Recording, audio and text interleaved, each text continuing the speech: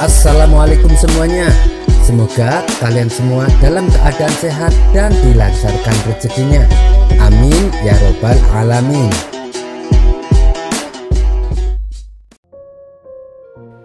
Dikisahkan saat Nabi Adam dan Siti Hawa diturunkan ke bumi, mereka berdua ditempatkan saling berjauhan. Nabi Adam diturunkan di daerah India, sedangkan Siti Hawa diturunkan di daerah Jeddah. Mereka terpisah selama 300 tahun lamanya. Setelah keduanya bertaubat, akhirnya dengan izin Allah, Nabi Adam dan Siti Hawa dipertemukan kembali di Jabal Rahmah. Iblis yang mengetahui hal itu tidak tinggal diam. Ia kembali melancarkan aksinya, berusaha menyesatkan Nabi Adam dan Siti Hawa agar kembali melakukan perbuatan dosa. Iblis berulang kali mencoba memasuki hati Nabi Adam dan Siti Hawa, tapi selalu mengalami kegagalan.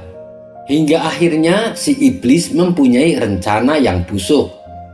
Suatu hari saat Nabi Adam tidak ada di rumah, iblis mendatangi Siti Hawa dengan membawa anaknya yang bernama Khonas. "Maukah kau menolongku? Aku akan pergi untuk suatu urusan dan aku ingin menitipkan anakku sebentar," pinta si iblis. Siti Hawa tidak keberatan. Ia pun memenuhi permintaannya. Lantas iblis berlalu dari hadapan Siti Hawa. Tidak berapa lama kemudian datanglah Nabi Adam. Melihat ada sosok anak kecil di rumahnya, Nabi Adam pun heran. "Siapa dia?" tanya Nabi Adam. "Tadi iblis datang kemari dan dia minta tolong menitipkan anaknya padaku," jawab Siti Hawa. Dengan penuh emosi, Nabi Adam membunuh anak iblis tersebut. Ia mencincang tubuhnya menjadi beberapa bagian, dan setiap bagian cincangan tubuhnya digantung di dahan. Setelah itu pergilah Nabi Adam. Tidak berselang lama, iblis kembali mendatangi Siti Hawa. "Di mana anakku?" tanya si iblis.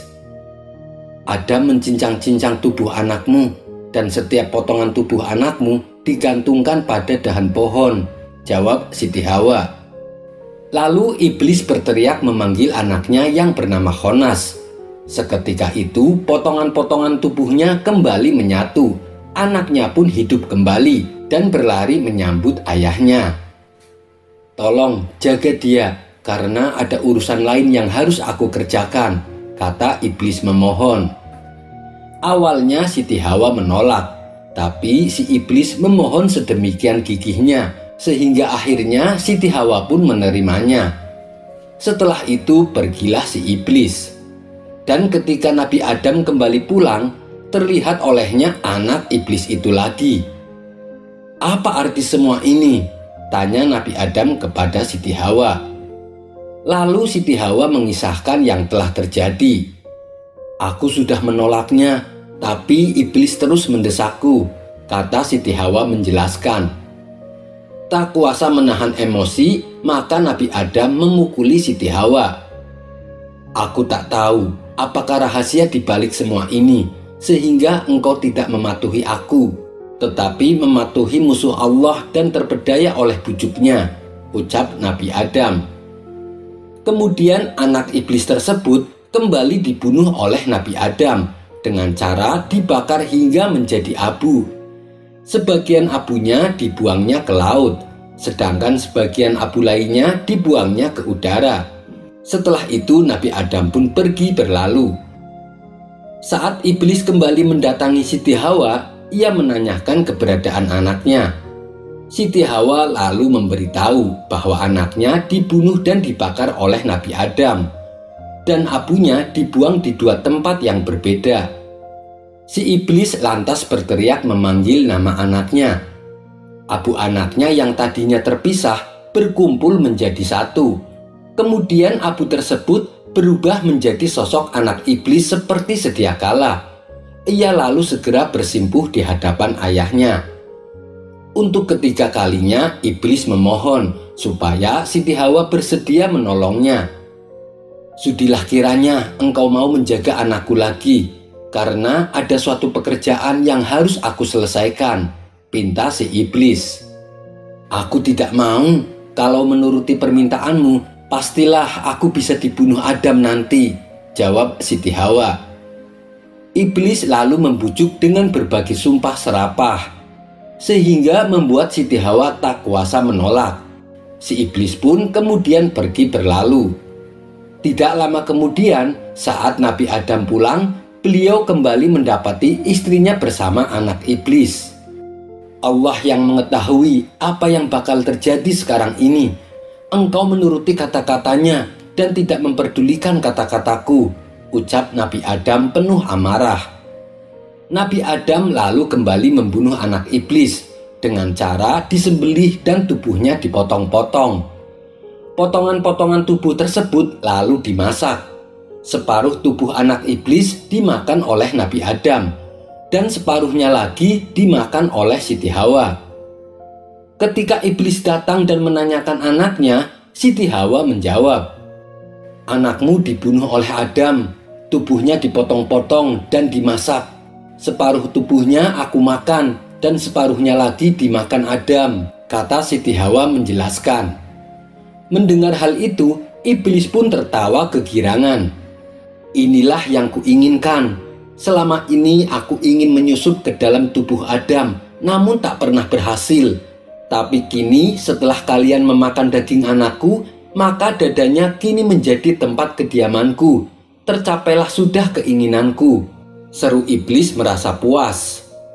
Ada yang berpendapat sesudah tindakan Adam yang terakhir ini, iblis masih dapat menghidupkan anaknya dan membawanya pulang dengan wujud berupa seekor domba. Sejak saat itulah hati manusia kini menjadi tempat persemayaman iblis untuk membisik dan menggoda hati manusia. Kisah ini ditulis oleh Syekh Ibnu Hasan Bisri At-Turjani dalam bukunya yang berjudul Hamba-hamba yang selamat dari tipu daya musuhnya. Dinukil dari kisah yang diriwayatkan oleh Imam Tirmidzi dalam buku karangannya yang berjudul Nawadir Al-Usul. Namun sebagian ulama menghukumnya lemah. Imam At-Tabari juga menukilkan cerita ini. Benar atau tidaknya kisah ini, wallahu a'lam bishawab. Kisah selanjutnya. Di setiap datangnya bulan Ramadan, ada salah satu malam yang sangat dinanti-nantikan umat Islam, yaitu malam Lailatul Qadar. Pada malam tersebut, semua amal ibadah kita yang hanya semalam akan dihitung seperti ibadah selama 1000 bulan. Dan ternyata, kisah awal mula adanya Lailatul Qadar berhubungan erat dengan kisah Nabi Sam'un. Nabi Sam'un adalah seorang nabi yang sangat gagah perkasa dan juga mempunyai kekuatan yang luar biasa. Kisah Nabi Sam'un ini bahkan dijadikan tokoh film oleh bangsa Eropa. Nama Sam'un pun berubah menjadi Samson. Dalam kitab Muqashafatul Qulub karya Imam Al-Ghazali diceritakan pada suatu malam di bulan Ramadan, Rasulullah berkumpul dengan para sahabatnya. Tiba-tiba tanpa sebab Rasulullah tersenyum sendiri. Melihat hal itu, salah satu sahabatnya bertanya, "Kenapa engkau tersenyum ya Rasulullah?" Rasulullah menjawab, "Diperlihatkan kepadaku hari akhir, ketika di mana seluruh manusia dikumpulkan di padang mahsyar. Semua nabi dan rasul berkumpul bersama umatnya masing-masing masuk ke dalam surga. Namun ada salah seorang nabi yang tidak mempunyai pengikut satupun. Ia berjalan dengan membawa pedang di tangannya, lalu ia masuk ke dalam surga. Dia adalah Nabi Sam'un." Lalu Rasulullah bercerita tentang kehebatan Nabi Sam'un. Namanya adalah Sam'un Al-Ghazi. Sam'un artinya matahari. Al-Ghazi adalah suatu tempat di Palestina, sekarang dikenal dengan nama Gaza. Allah memberikan mukjizat kepadanya kekuatan yang luar biasa. Ia sanggup melunakkan besi dan dapat merobohkan istana dengan tangan kosongnya. Hidupnya hampir setiap hari dilalui dengan berperang melawan bangsa yang menentang ajaran Allah. terlebih dengan pedang ajaib yang selalu ia bawa kala berperang.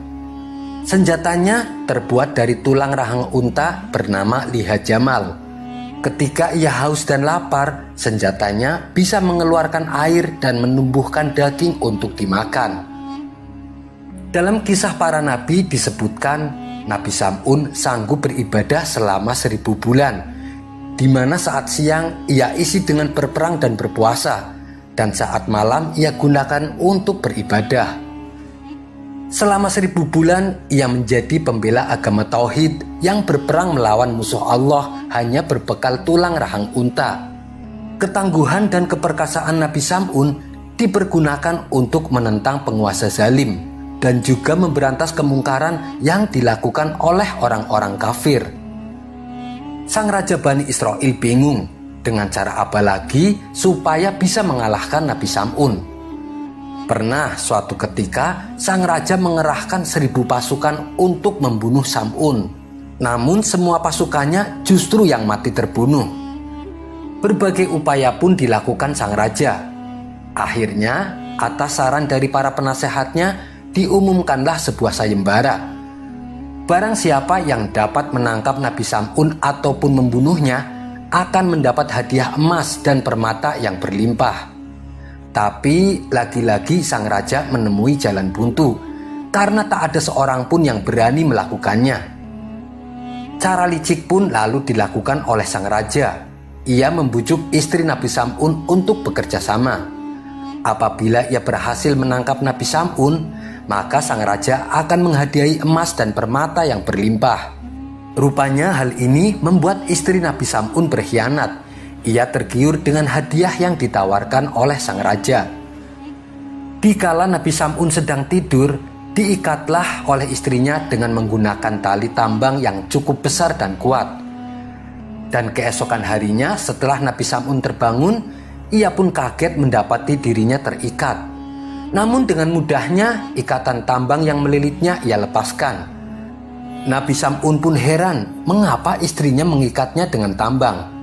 Setelah ditanya kenapa, sang istri menjawab, "Aku hanya ingin mengetahui seberapa kuatkah engkau, wahai suamiku?" Mendengar alasan tersebut, Nabi Sam'un pun hanya tersenyum. Pada malam berikutnya, sang istri kembali melakukan percobaan yang kedua. Kali ini, ia mengikat Nabi Sam'un dengan rantai yang terbuat dari baja. Esok paginya, Nabi Sam'un pun terbangun dari tidurnya. Ia kembali kaget dengan apa yang dilakukan oleh istrinya. Nabi Sam'un mengerahkan sedikit kekuatannya, sehingga lepas ikatan rantai baja yang mengikat tubuhnya. "Ternyata kekuatanmu sungguh luar biasa, wahai suamiku," kata sang istri memuji. "Wahai suamiku, aku masih penasaran, apa sih kelemahanmu?" tanya sang istri ingin tahu. Karena sayangnya dan cintanya kepada sang istri, Nabi Sam'un pun mengatakan rahasia kelemahannya. "Bila kau ingin mendapatkanku dalam keadaan tak berdaya, maka ikatlah aku dengan potongan rambutku. Tapi simpanlah rahasia ini, jangan sampai orang-orang kafir mendengarnya." Pada malam berikutnya, ketika Nabi Sam'un telah tertidur, sang istri menggunting rambutnya Nabi Sam'un. Lalu rambut tersebut ia gunakan untuk mengikat suaminya. Dan ternyata benar, Nabi Sam'un pun menjadi lemah tak berdaya. Keesokan harinya, istrinya melaporkan kepada sang raja bahwa ia telah mengetahui kelemahan suaminya dan kini suaminya dalam keadaan terikat tak berdaya. Mendengar Nabi Sam'un telah berhasil dilumpuhkan, sang raja segera mengutus rombongan prajurit untuk membawa Sam'un ke hadapannya. Setibanya di istana, tangan dan kaki Nabi Sam'un langsung diikat dan dibentangkan di antara pilar-pilar istana. Tubuhnya yang lemas terus-terusan mendapatkan siksaan. Penyiksaan tersebut sengaja dipertontonkan di hadapan rakyatnya, seolah-olah mereka merayakan kemenangan, karena tidak ada lagi orang yang melarang perjudian, minum-minuman keras, dan mereka pun bebas melakukan apa saja.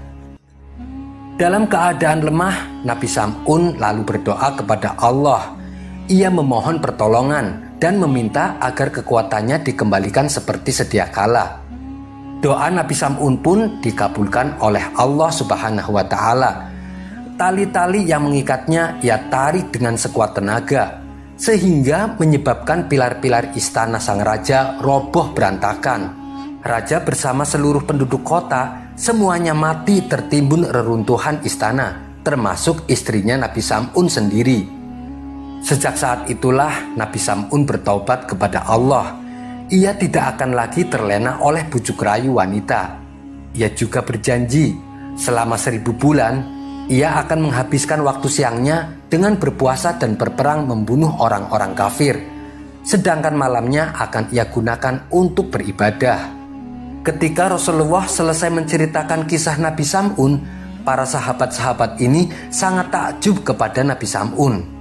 Di antara sahabat ada yang iri dengan berkata, "Ya Rasulullah, kami juga ingin memiliki pahala ibadah seperti ibadahnya Nabi Sam'un."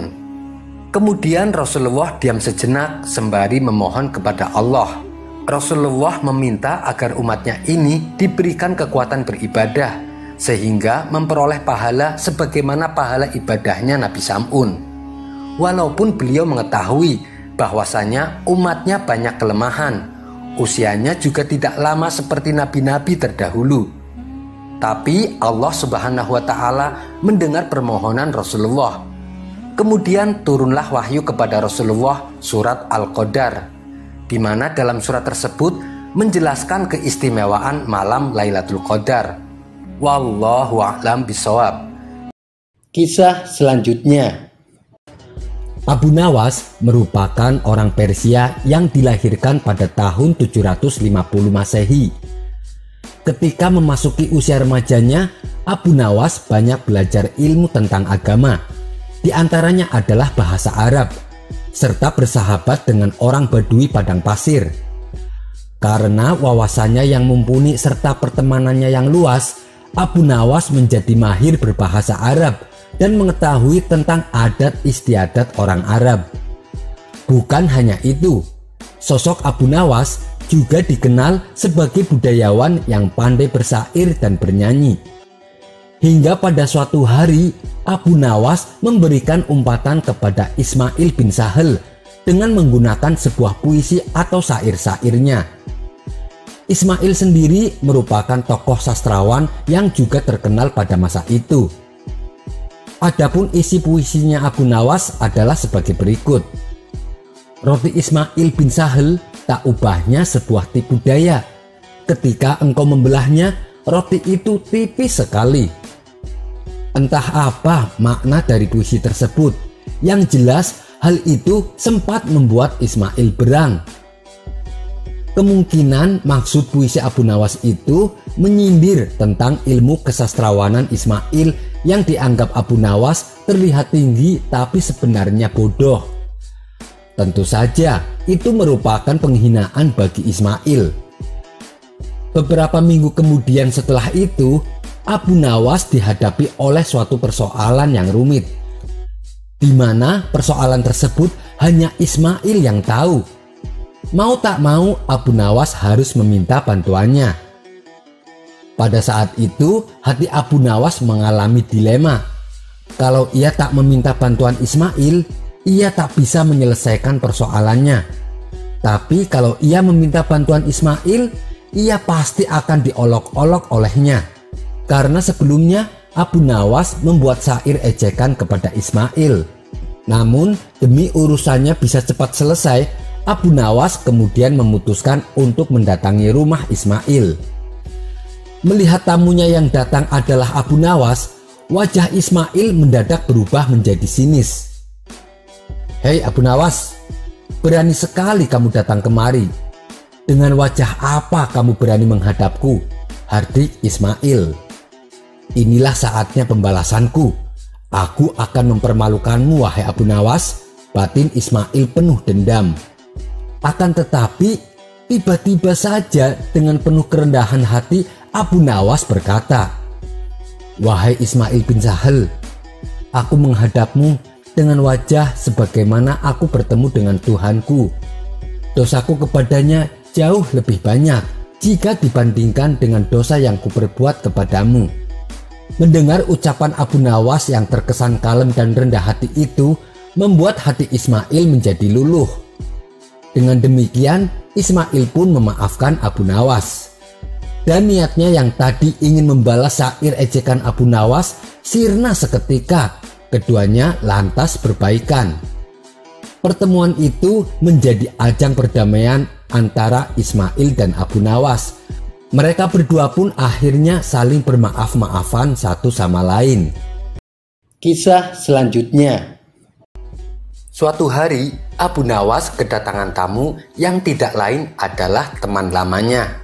Maka dipersilahkan tamu tersebut duduk bersama di teras rumahnya. Tak selang berapa lama, kemudian angin bertiup agak kencang. Lalu atap teras rumah Abu Nawas bergoyang dan berbunyi kreot-kreot. Melihat hal itu, sahabatnya Abu Nawas berkata, "Atap teras rumahmu sudah tua, Abu Nawas. Ini sangat berbahaya. Lebih baik segera diganti," saran sahabatnya. "Kamu jangan salah sangka. Bunyi reot tersebut bukan karena atapnya sudah tua, tapi dia sedang bertasbih kepada Allah," ujar Abu Nawas. "Ah, masa sih Abu Nawas?" tanya sahabatnya dengan heran. "Kamu lupa ya dengan firman Allah yang berbunyi, langit yang 7, bumi, dan semua yang ada di dalamnya bertasbih kepada Allah. Dan tidak ada sesuatu pun melainkan bertasbih dengan memujinya. Tetapi kamu tidak mengerti tasbih mereka. Sungguh, Dia Maha Penyantun, Maha Pengampun." Itu terdapat di surat Al-Isra ayat 44. Tutur Abu Nawas. "Oh, begitu ya Abu Nawas," balas sahabatnya merasa kagum. Tidak berapa lama kemudian, angin kembali berhembus dan kali ini semakin kencang. Dan bunyi kreot-kreot terdengar semakin keras. Seketika itu Abu Nawas langsung melompat dan berlari menjauh. "Hei Abu Nawas, kenapa kamu melompat dan ketakutan seperti itu? Bukankah katanya atap terasmu sedang bertasbih?" tanya sahabatnya. Sambil berlari, Abu Nawas menjawab, "Aku khawatir jika atap teras itu semakin khusyuk bertasbih, dia akan langsung bersujud." Kisah selanjutnya. Suatu hari, Abu Nawas dipercaya untuk menjaga keselamatan Baginda Raja. Karena belakangan ini, Baginda Raja mendapat pesan ancaman pembunuhan dari orang yang tidak dikenal. Semua tamu yang ingin bertemu dengan Baginda Raja harus melalui izin dari Abu Nawas, termasuk juga masalah makanan. Semua makanan yang akan dihidangkan kepada Baginda harus melalui izin dari Abu Nawas. Suatu hari, Raja merasa lapar. Beberapa koki istana menyajikan hidangan sayuran yang enak. "Apakah ini aman, Abu Nawas?" tanya Baginda Raja. "Jangan khawatir Paduka, makanan ini tidak mengandung racun. Bahkan sebaliknya, ini adalah hidangan sayuran yang teramat enak," jawab Abu Nawas. Setelah Baginda mencicipinya, Baginda menjadi merasa ketagihan. Maka Baginda meminta dimasakkan sayuran itu setiap hari. 5 hari kemudian, koki istana masih tetap membuatkan masakan yang sama. Karena sudah merasa bosan, Baginda Raja pun berteriak, "Singkirkan semuanya, aku benci makanan ini." Abu Nawas yang sedang berada di samping Baginda menimpali ucapan rajanya. "Sayuran ini memang terburuk di dunia, Paduka." Baginda Raja heran dengan ucapan Abu Nawas. "Hei Abu Nawas, 5 hari yang lalu kamu bilang katanya ini sayuran yang terbaik di dunia. Sekarang kamu bilang ini sayuran yang terburuk di dunia," ujar Baginda Raja. "Memang benar Paduka, tapi saya pelayan raja, bukan pelayan sayuran," balas Abu Nawas. Kisah selanjutnya. Suatu ketika saat Abu Nawas berjalan di tepian sungai, ia terpeleset dan hampir jatuh ke sungai. Untunglah ada kawannya yang dengan sigap menolong Abu Nawas. Abu Nawas pun selamat dan mengucapkan terima kasih kepadanya. Semenjak itu, apabila orang tersebut bertemu Abu Nawas, ia selalu menceritakan kejadian ketika dirinya menolong Abu Nawas. Hal itu membuat Abu Nawas mengucapkan terima kasih berulang-ulang. Bahkan ketika sedang nongkrong di warung bersama orang-orang, kawannya itu kembali menceritakan peristiwa tersebut di hadapan Abu Nawas dan orang-orang. Abu Nawas pun kembali mengucapkan terima kasih kepadanya. Tapi lama-kelamaan, tingkah kawannya ini membuat Abu Nawas kesal. Ia pun lalu mengajak kawannya tersebut pergi menuju ke tepian sungai. Di situ Abu Nawas langsung menceburkan dirinya ke sungai. Kau lihat, sekarang aku sudah benar-benar basah, seperti yang seharusnya terjadi. Kalau saja kamu dulu tidak menolongku. Sudah, pergi sana, bentak Abu Nawas. Di kisah ini memberi pelajaran kepada kita bahwa terlalu sering mengungkit-ungkit kebaikan kita kepada orang lain justru akan membuat orang yang kita tolong akan menjadi benci kepada kita. Kisah selanjutnya. Dikisahkan ada seorang hakim istana yang mempunyai cacat di matanya. Mata kirinya sipit, sedangkan mata kanannya normal. Dan cacat yang dideritanya itu sudah ada sejak lahir. Keinginan hakim ini terkadang aneh dan susah dimengerti. Pernah suatu hari hakim yang bermata sipit ini mengadakan sayembara untuk melukis dirinya. Apabila lukisannya dianggap bagus, maka akan mendapatkan hadiah uang emas. Namun apabila lukisannya dianggap jelek, hukuman penjara akan didapatkannya. Maka dikumpulkanlah pelukis-pelukis handal di seluruh kota Baghdad. Ketika perlombaan melukis dimulai, para warga berbondong-bondong menuju ke rumah hakim untuk menyaksikannya. Sementara Abu Nawas yang sedang jalan-jalan tak sengaja melihat ada keramaian di rumah Tuan Hakim. Ia pun segera mendekatinya dan bertanya kepada salah satu warga. "Ada apa ini banyak orang berkumpul?" tanya Abu Nawas. Orang yang ditanya itu menjawab singkat, "Ada lomba melukis." Karena penasaran, Abu Nawas semakin merangsek maju ke depan. "Oh, ternyata lomba melukis Tuan Hakim," gumam Abu Nawas dalam hati. Namun di antara semua puluhan pelukis hebat, ternyata banyak yang memilih mengundurkan diri, mengingat risiko yang berat apabila lukisannya dianggap jelek. Hingga hanya tersisa 2 orang pelukis yang nekat mengikuti sayembara tersebut. Kesempatan itu tak disia-siakan oleh Abu Nawas. Ia pun langsung menghadap Tuan Hakim. "Wahai Tuan Hakim, bolehkah saya mengikuti lomba ini?" tanya Abu Nawas. "Boleh saja Abu Nawas, tapi kamu tahu peraturannya kan?" kata Tuan Hakim. "Peraturannya apa Tuan?" tanya Abu Nawas kembali. "Peraturannya adalah kalau lukisanmu saya anggap bagus, kamu akan mendapatkan hadiah uang emas.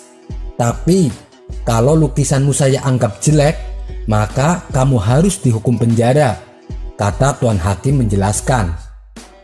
"Oh itu, baiklah, saya siap mendaftar Tuan Hakim," balas Abu Nawas dengan penuh percaya diri. Singkat cerita, setelah beberapa lama kemudian, mereka bertiga pun telah berhasil menyelesaikan lukisannya.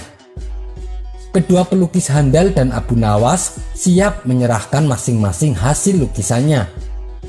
Pelukis pertama maju dengan menyerahkan hasil lukisannya kepada Tuan Hakim.